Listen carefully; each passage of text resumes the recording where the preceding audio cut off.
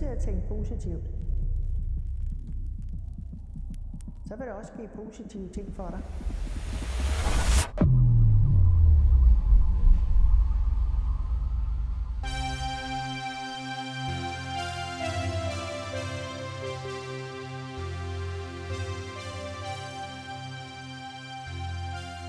Min historie starter i år 2014. Det her, det er Sanne. Hej, jeg hedder Sanne. Hun er min mor. Min mor var den lokale frisør i byen og havde frisørsalongen Sanne M Collection, som var et samlingspunkt for byens borgere. I Osted, der var der en slagter, en dagligbrugs og et pizzeria, der lavede den bedste pizza, jeg har smagt. Der var skolen og kirken og hele 3 tankstationer. Og når ja, så var der en hæveautomat, som stod ved siden af min mors butik. Den hører vi lidt om senere. Min mors kunder kom selvfølgelig for at blive klippet, men mest af alt kom det egentlig for at snakke lidt med Sanne. Sanne var glad, og hendes kunder var glade for det, Sanne gjorde. Du er altså meget sød. Du ligner en af de der fodboldspillere. Min mor havde altid drømt om at åbne en café i Osted, for at bringe lidt mere liv i den lille by, som føles lidt tom her på det seneste.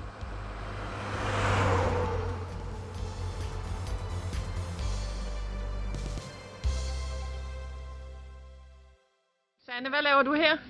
Jeg er lige ved at sætte pris på nogle videofilm til en tier.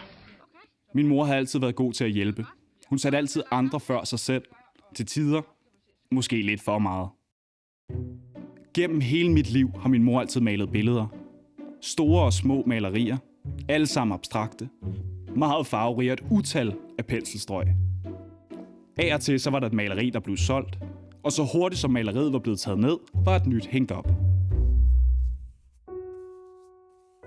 Igennem kunsten dannede min mor sig et frirum til at ånde og aflaste i hårde tider. For min mor havde ikke haft andet end hårde tider i sit liv.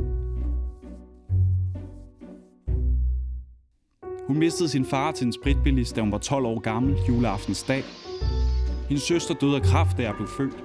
Og på et tidspunkt havde min mor haft 1000 rotter i sit hjem. Jeg tror egentlig altid, jeg har set min mor lidt som en superhelt. Lige meget hvad universet sendte hendes vej, så rejste hun sig altid op igen med et smil på læben. Hun havde snakket med sin psykolog om, for hver god ting, der skete i hendes liv, så følte hun også, der skete noget dårligt. Jeg synes, når der sker noget godt i mit liv, så sker der altid noget dårligt bagefter. Sanne, den tankegang, den duer ikke. Du bliver nødt til at tænke positivt. Og så vil der også ske positive ting for dig. Så min mor beslutter sig for at åbne den café, hun altid har drømt om. Et rigtig lille hyggeligt sted, hvor man kunne få god gammel dansk mad. Hun må gøre det for erhvervslivet, men ikke mindst for byens borgere. Det var nu dagen, restauranten skulle åbne. Duften af stegt flæsk med persillesovs spredte sig lige så stille over den lille by. Flere og flere reserverede tid, og snart var min mors kalender fuldstændig booket. Med 2 butikker, så arbejdede min mor virkelig meget den periode. Nok lidt for meget, vil nogen sige.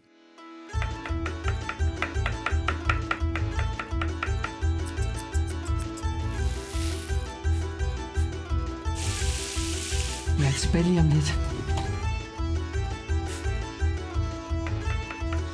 1 sekund.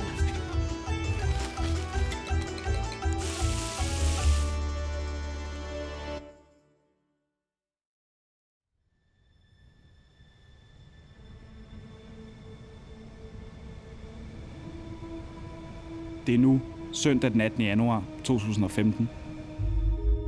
Klokken er 3, og mørket har lagt sig over Osted.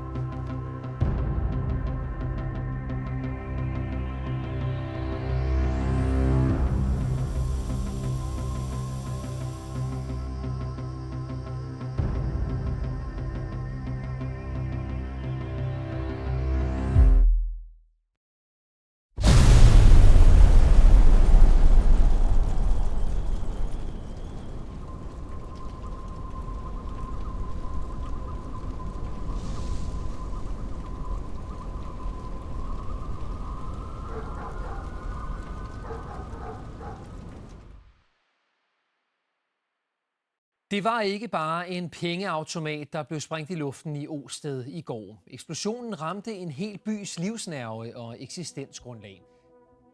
Det var næsten som at være i en film. Det var meget surrealistisk. Alt var pindebrænde. Penge i luften og politibiler og politihunden og brandvæsenet var der. Jeg brød totalt sammen. Alting var totalt smadret, og væggene, de var bare... de var simpelthen skubbet ud, de der store gasbetonvægge. Det var meget voldsomt. Så ringede jeg til min søster og sagde til hende, at butikkerne var sprunget i luften. Og så sagde hun, Sanne, nu skal du slappe af. De er nok ikke helt sprunget i luften. Forsikringsselskabet ville gerne have, at vi havde køkkenet færdigt, inden vi skrev forsikringspapirerne under ind til caféen. Så det var kun min salon, jeg fik erstatning for. Så det var et stort tab. Da jeg så efterfølgende kom hjem igen, der modtog jeg bare sindssygt mange blomster. Altså, i sådan et lille miljø, som Osted er, der kommer man hinanden meget ved. Det kan både være en fordel og en ulempe. Men for mig var det en stor fordel. For mig virker det som om, at det, du har lavet, 2 butikker, betød vanvittigt meget for Osted og Osteds borgere. Ja. Men de gav det faktisk ligesom igen. De begyndte at lave sådan en indsamling til Sanne AM Collection. Og Brian Mørk, han kom ud og lavede stand-up show ude i hallen. Dejligt at mærke andre mennesker, hvis man er ude på overdrevet. Og det er dejligt, de kommer, fordi det er rigtig svært at bede om hjælp selv. Har du nogensinde tænkt på, at det var måske universet, der prøvede at fortælle dig et eller andet? Ja, det var ligesom om universet nok talte meget til mig, at nu skulle jeg stoppe.